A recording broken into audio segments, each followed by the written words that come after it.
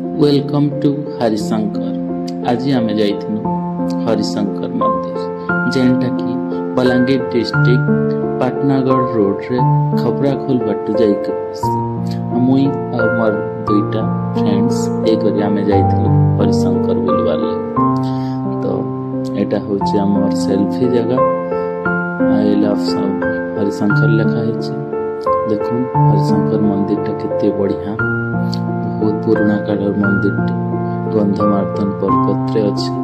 इने छोट छोट बहुत मंदिर अछि जेन राम मंदिर अच्छे, जगन्नाथ मंदिर अच्छे, राधा कृष्ण मंदिर अच्छे। एटा होचे शिव मंदिर टा।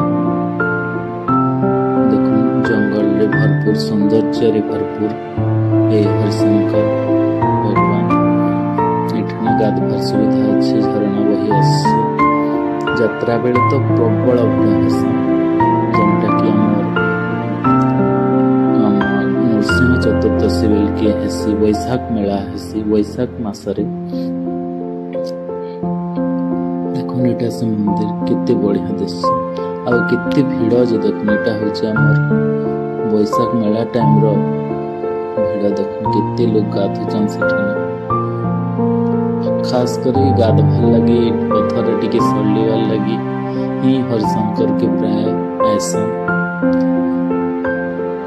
कितने बढ़िया है। देखो छुआ मैंने केते एंजॉय करूछन समस्ते, मैं तो कहमी समस्ते निश्चय थरे बुली करी आस देखबी एते बढ़िया लागबा जे कहना।